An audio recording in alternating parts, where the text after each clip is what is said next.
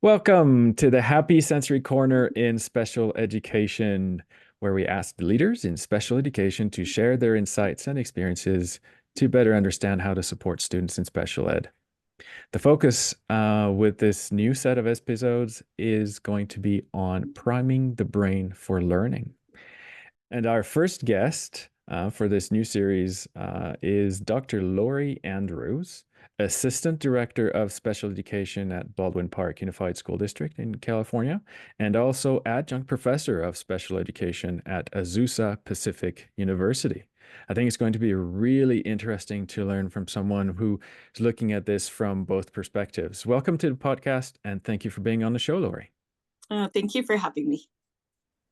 And we are also here with Claudie Pomares, the creator of Sensory Enrichment Therapy. She's the Chief Science Officer at Mendability, where we provide this unique evidence-based brain stimulation program to improve the behavior regulation and learning abilities of all students, but especially those who struggle the most. Claudie will be doing a short training on sensory enrichment protocol at the end of our interview, so stick around. And I'm your host, Kim Pomares, CEO at Mendability. And for those of you who are paying attention, yes, I have the same family name as Claudie, and that's because she is my mom. Yay. And Uh, the first person on the planet to receive sensory enrichment as a child, which is that's right. probably why I captured you. I was the first guinea pig. And for those of you who have the video feed turned on, I'm faking some tics, pretending to be a guinea pig. Yeah, a while back, Claudie needed my help to manage her private clinic as it was growing and receiving more government funding and accepting more and more difficult cases. And I said to her, sure, let me help you for a little bit and I'll go back to my other business. And that was 25 years ago. So, to start with, Lori, tell us a little bit about what inspired you to get into special ed. What's your why? It's funny that you ask because I'm one of those people that I like to say I accidentally got sucked into the world of special ed. And yet when I look backwards, I realize that that is not even true. So my aunt was born with congenital disabilities. She had many different disabilities. So my earliest memories of just being with somebody who looked different and acted different was being with my aunt. And throughout my career, just of K-12 and then going to college, I've always been just drawn to individuals who are struggling or suffering. And part of that is I grew up in Thailand until the age of 16 with my parents. And, that's a whole different world of seeing suffering through a different lens, right? So I started to teach. I was going to be a social studies teacher, general ed. I got my first job in the San Jose area, and they looked at my background and said, oh, you lived in Southeast Asia. You can teach Southeast Asians because you speak that. Like it's a language, right? I was like, oh, maybe. But I'm a history teacher, remember. So my very first school actually did like a half social studies, and then half of my day was English learners that were kids from Vietnam and Cambodia.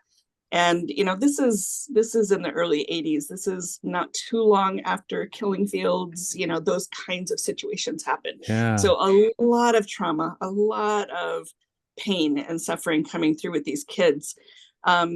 When we moved to the LA area, again, I was like, I'm going to be a history teacher, and couldn't find a job.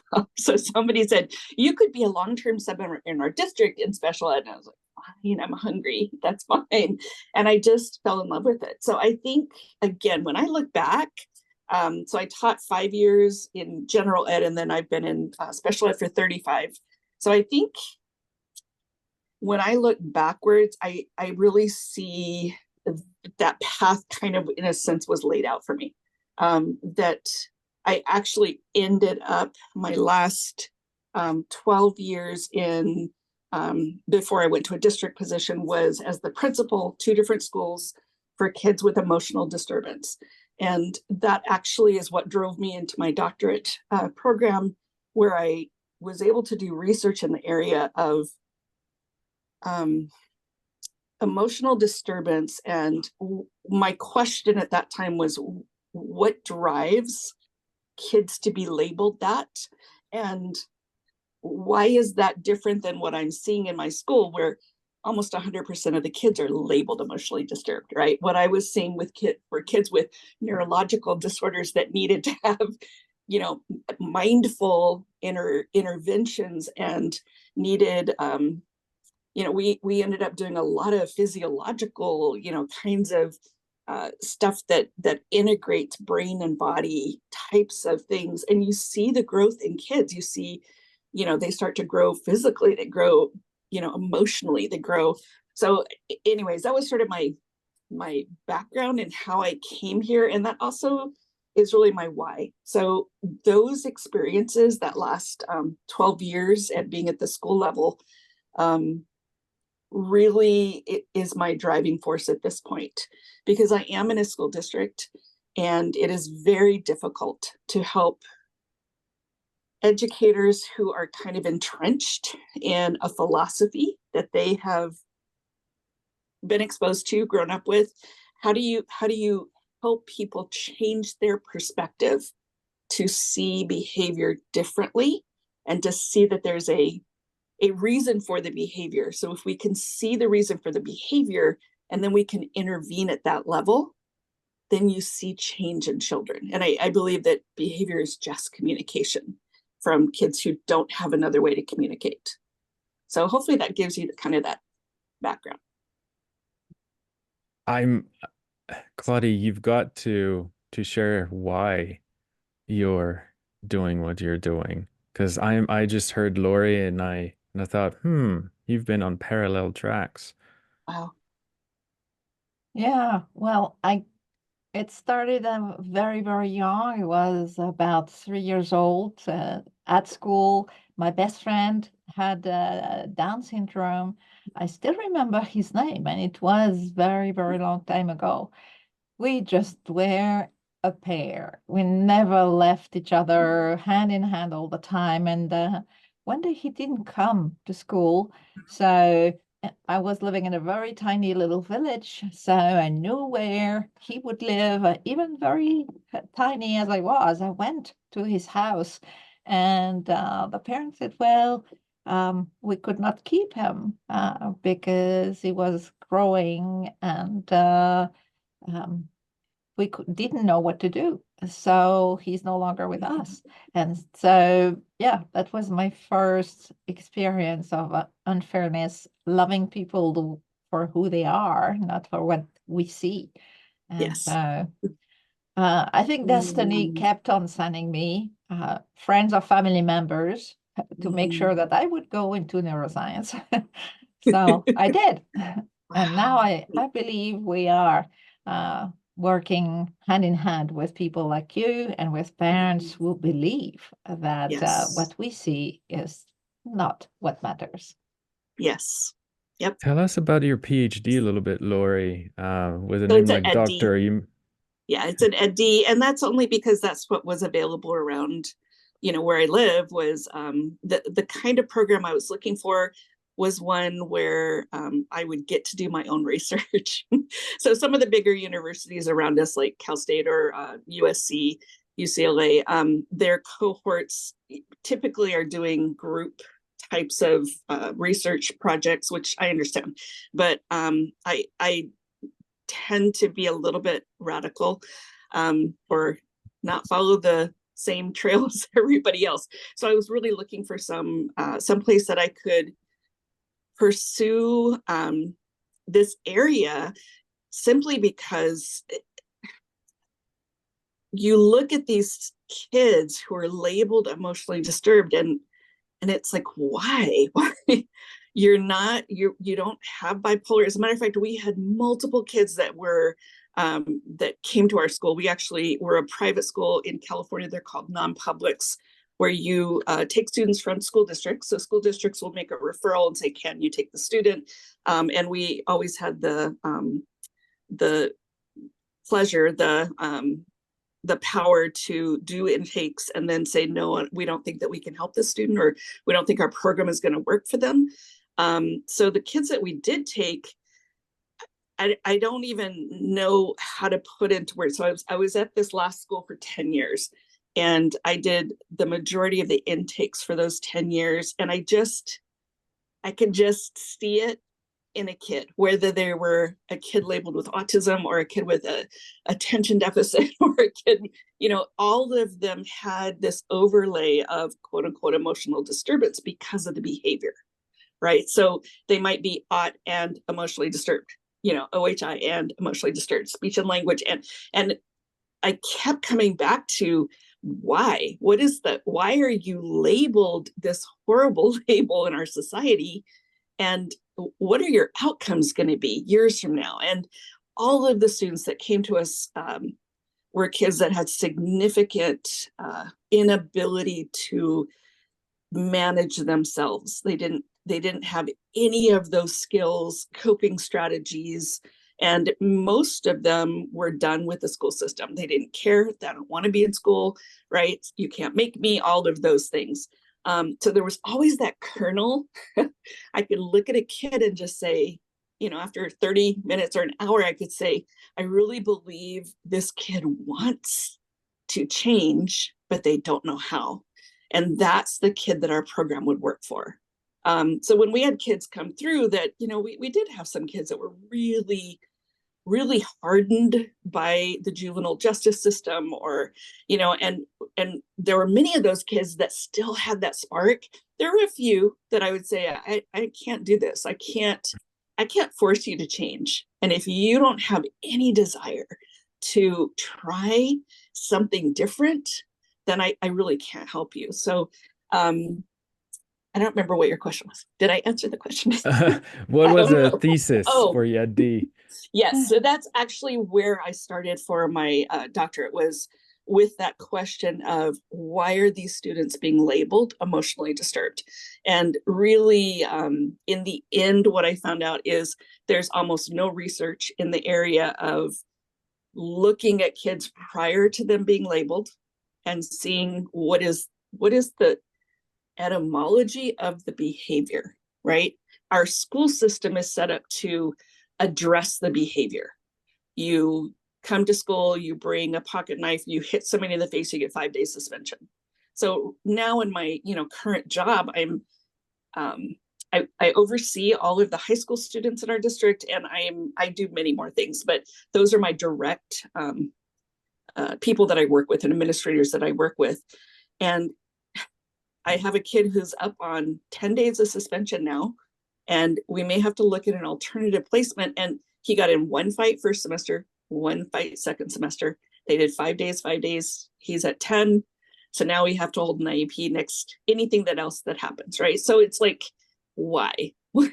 What is the point of this? And if we do all of the assessments for the functional behavior, analysis or whatever, what is that going to show us? It's that he twice in his high school career has lost his temper, right? How does that make him? That doesn't make him emotionally disturbed.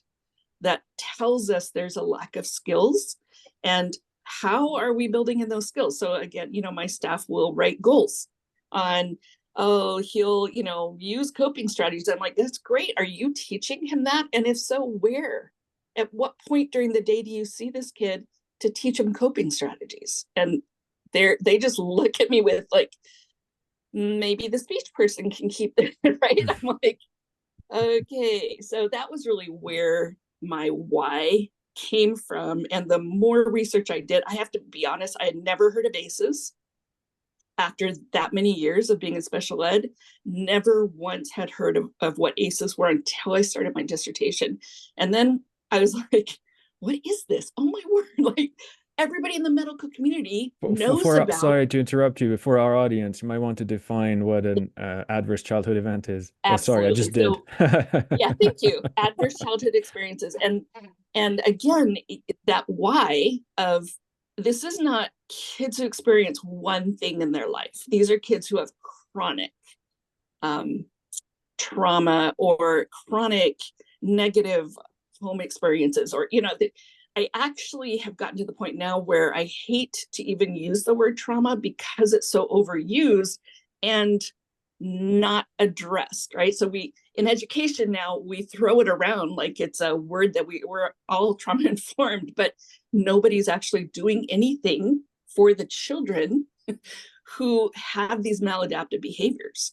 So once I started seeing all of this information, which the medical community knows all about, but it's never transferred over to education, right? Now that this is also now, 6-8 years down the road from when I started all of that. So things are starting to change in the education field, but very slowly. And I feel like this is where our kids are struggling the most in schools, and educators are not prepared to work with them.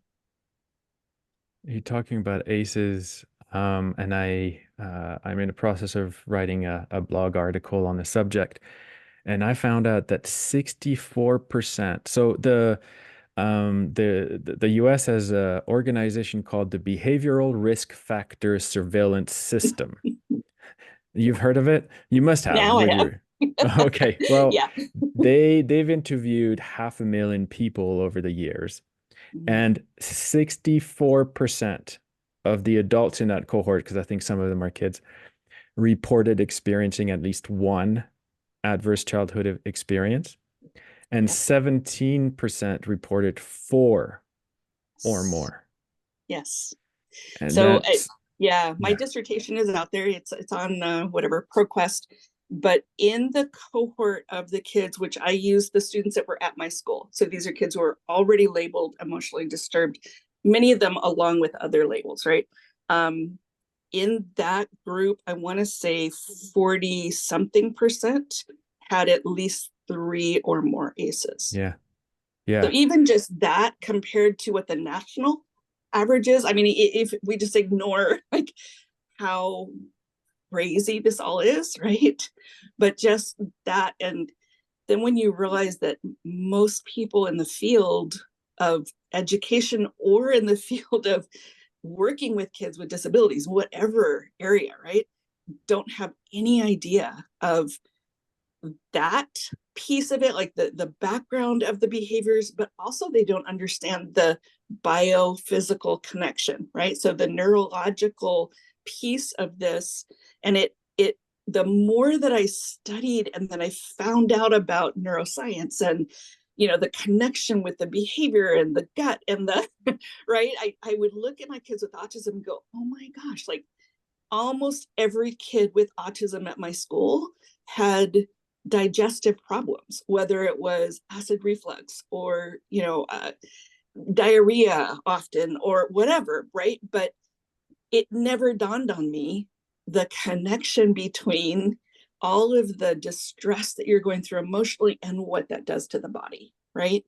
So those kinds of things kept coming up in my research where an abnormally, I want to say it was like, again, I don't have my research right in front of me, 25 to 35% of the kids in my group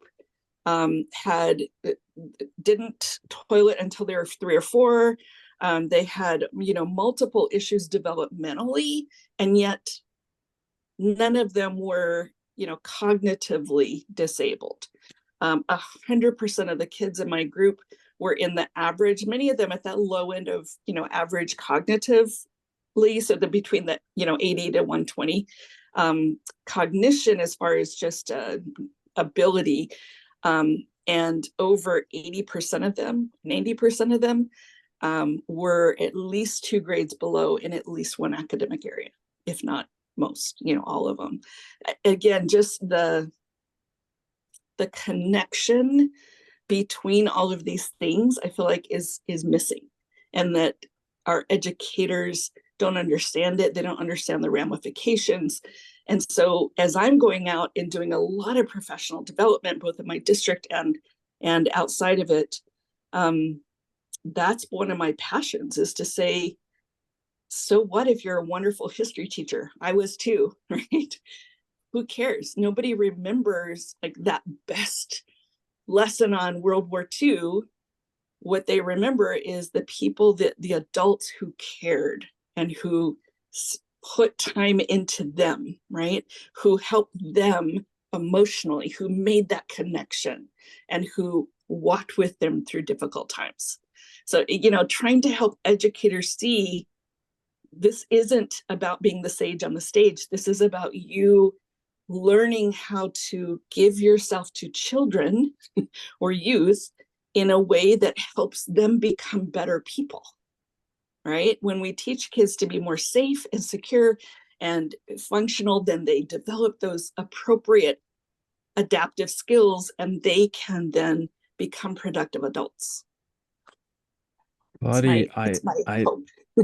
I'd love to hear you talk about the studies that Michael Meany did on I mean he Soft eventually touch. he ended up liking the touch, but he started his studies by looking at the effect of maternal attention in animals and limited bedding and nesting behaviors and maternal separation.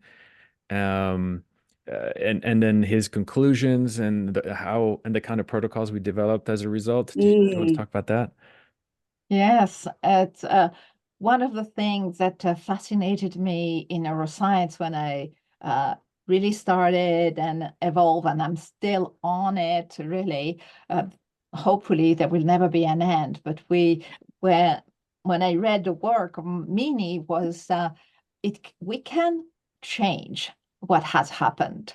And you're talking about what has happened in the house or in other places that has injured how the child feels about himself. Children, as you're saying, what they show to the environment is, in fact, the leftover or the reaction to how they feel about themselves because of what happened. I loved what you say about caring. And Michael Meany studied what does care do to the brain. And more specifically, one of the messengers in the brain, and not everybody was going to listen as your education. So I'm going to talk about a molecule, a hormone, a little messenger between brain cells that is called serotonin. And what he found is when he studied the animals who got poor care, poor attention from who was supposed to care for them, the mom rat, and they organized those situations. And they found that the level of serotonin, meaning the capacity to understand the environment, was very low. But then he studied how can we not replace the care of the mother, but give something that will repair and gradually allow the individual, in his case, the animal model, Yes. function with the group and with him or herself. So Yes. did separating groups of the same family of babies and baby rats, and one group would be left with mom, one group would get the food and the comfort, but no touch in that case, a soft touch, the licking of the mom. Mom does not really wash her babies. This is her way to transmitting the care. And then he invented a tiny little brush that would feel to the baby rat exactly the same as the mom. And so he did every day, would observe, okay, this is how many times every baby rat was licked. And the discovery was phenomenal. And it was that their level of serotonin, that messenger, was the same. Yep. So I spoke to Meany, and it was funny because I think it was 3 weeks ago, I was teaching a group of teachers in Australia, and there was a young student of psychology was also part of the group, and he said, "You spoke to Michael Meany?" And I said, "Yeah, I even spoke to Mark Rosenzweig," which is like, and so I said, okay, how do we do it for people? Yes. And Yes. that's really what we have done with Mandability is, okay, everything is wonderful, but we want children and adults to be happy. Let's, because we know we're doing it for the animal model. And a study was recently published saying environmental enrichment, which is what we do. Sensory enrichment is the implementation of environmental enrichment to people. And it says, how about standardization? I say, yes. Yes. But Yes, when please. will that happen besides mental ability? I don't know. But our conversation today may make a difference. One more step. So I developed from the little brush. How do we transfer that, for example, into the classroom? And what does the teacher own that is always on her? No equipment needed. Yes. How about the fingertips? Yeah. So the child may be resistant to a tap on the shoulder or something that is officially a social intervention, communication, I care. How about drawing a few lines as the kid is doing a task? I'm just there and I'm drawing lines on your back just because I'm here. Yes. And our work and our exchange with Meany developed towards more of those very simple things that can be brought into the classroom and Yes. really make the difference. And the Yes. studies done at UCI have shown, the children will change, will Yes. Yes. demonstrate better comfort of themselves, better ability to have friends and study. Why not? As you said, it's not Yes. really why they come, but if they learn on top of everything, that's great. So Yeah. these kids with severe autism that received those protocols that are simple and need just the teacher being trained um, uh, made the difference. The research needs to be transposed, and really, I drink from a fountain of happiness listening to you because this is what you are telling. And yes, Yeah. people, it's difficult to have people change, but at the same time, if you give something today that they Yeah. can try, that takes no time, no equipment, Yes. and next week we see that they are less burdened by situations and crises, they can be converted to using those little things. Yes. Absolutely. Absolutely. I mentioned Dr. Lori Disa Tells as one of the people that I've read a lot of her work. She has one book called Eyes Are Never Quiet. And the only reason I mention it, it's for teachers. And so the first part of the book talks about trauma and the, neurobiological connection with, our brain and learning. But the whole second half of the book is what are some things that teachers can do just to bring in those sensory activities or sensory interventions, I don't know what else to call it, Yeah. so that you can help those students. And that really is what we saw at my school is, there needs to be multiple things put in place for these kids who are so out of sorts, right? They need predictability. They need consistency. They need adults around them who can be honest, right? Honest in a flat way, right? Where you can just say, this is what it is. We're going to do this. When you do this, then this will happen, and following through on all of those things, but also have that willingness to touch, to give students what they're asking for, right? And again, I think even just listening to you, Claudie, if I tried right now to say to my teachers in my district, we're just going to touch it, oh my gosh, like I think the majority of my teachers would immediately go, oh no, we can't do that, right? Because they've been drilled into this, you can't hug your students, you can't, and it's like, that's not accurate. Did I ever, as a principal in that school, did I ever do a full-on frontal hug with somebody? Never. Right? But we taught kids, all right, we're going to do a side hug. All right, we're, linking our arms. Okay. And you find ways to bring in human touch in a way that's socially appropriate, right? But I feel like, again, that's one of those areas in our schools that because of misinformation or because of how it's been communicated, that our teachers are even more shying away. So since the pandemic and coming back, our kids are just out of sorts, right? And Mm. when you go into a classroom and I just find myself like, come over here, come sit near me, let me do your back. Because you just get that feeling from that kid if they are so hungry for consistency, yes, right? And predictability, but also for human touch, right? And our families in our district, this is a very low income district. The majority of our families don't understand how to rear children. I just had an IEP with a mom who her kid is 6, and she said, well, I didn't even know until he was 2 that I was supposed to be doing things like, where's your nose? Where's your eyes? She said, we never talked to him, and so now he probably is on the spectrum, right? But she is attributing all of that to, oh, it's my fault because I didn't do these things. I'm like, maybe, but maybe not, right?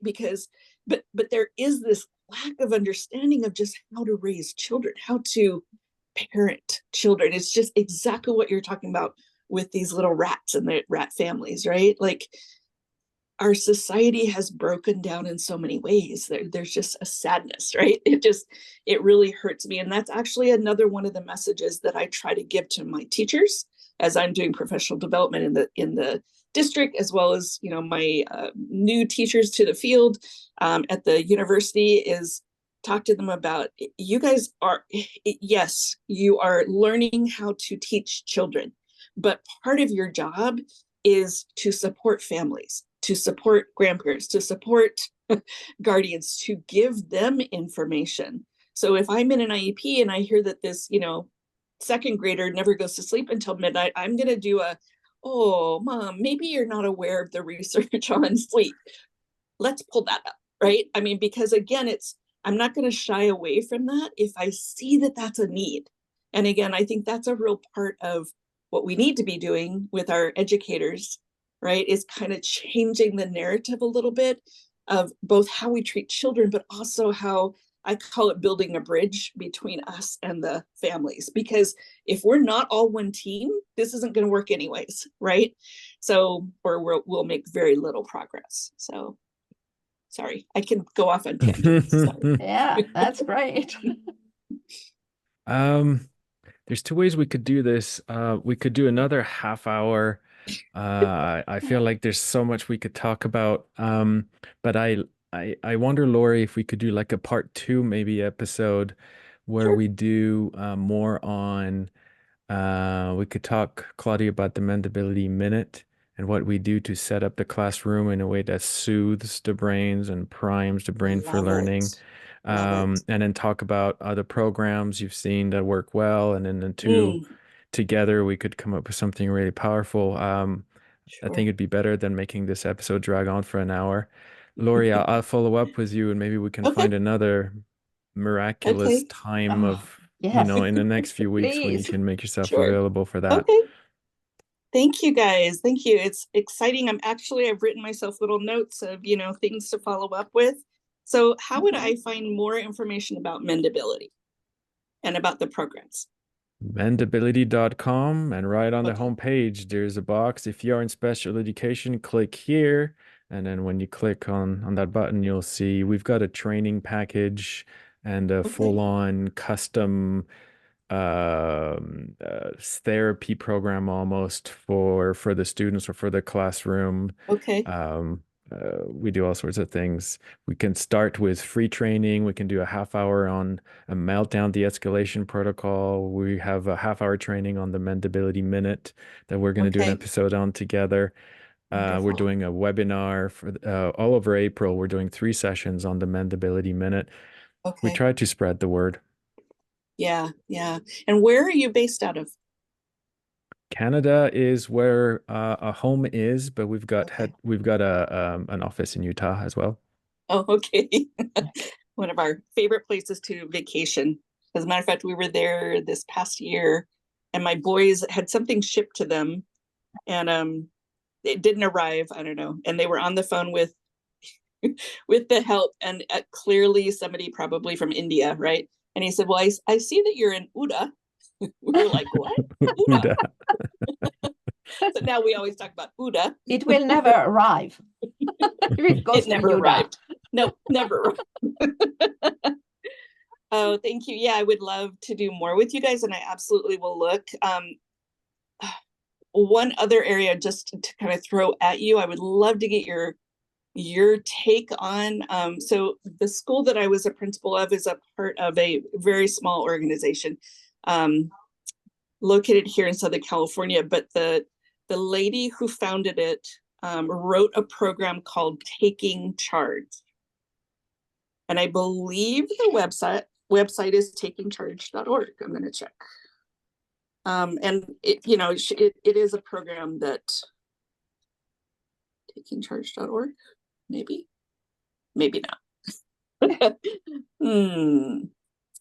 Let's try Taking Charge, Nancy Lavelle.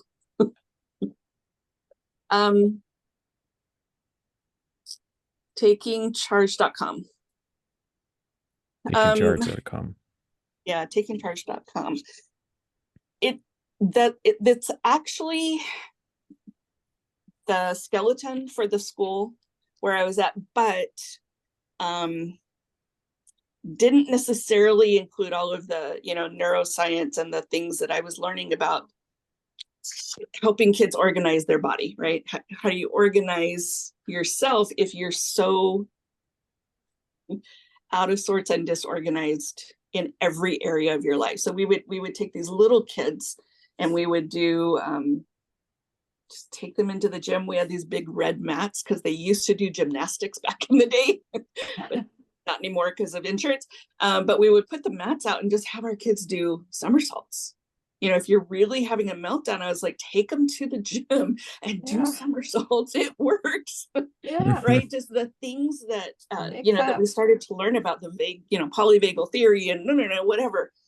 Again, there's a part of me that says, I don't care why it works. I just want people to know that you don't need to be in a containment, right? We need to keep the kids safe, but we also need to help them find those ways, right? Or my daughter, who worked there for multiple years, she and I started doing things like just hang, just bend over and just let your top body hang, and doing that with kids.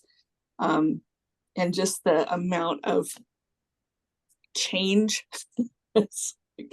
So again, yeah, Taking Charge is kind of the program there, but it didn't do all of these other things. So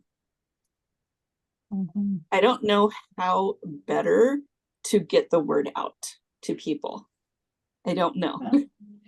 Well, when you figure this out, you let us know. In the meantime, we're going to do podcasts, we're going to do webinars, we're going to do newsletters, and you're going to do, I think it's phenomenal that you can teach at a university because you're training the new generation, yes, where they don't have to unlearn a whole bunch of old stuff. Yes. I take full advantage. Like, this course is about assessments. I don't care. We're still going to talk about your brain. Excellent. That's great. Yeah. Again, for me, it's like whatever it takes to help people enlarge their thinking about education and make us more than educators of information, right? Because that is not actually helpful for most of our children down the road. Anyways. I hear you. Well, I can't wait for episode part 2. Yeah. Let's I can't schedule wait it. either. Me too. Yes. For now, everybody have a good rest of your day, and we'll see you in 2 weeks in our next episode. Thank you. Okay.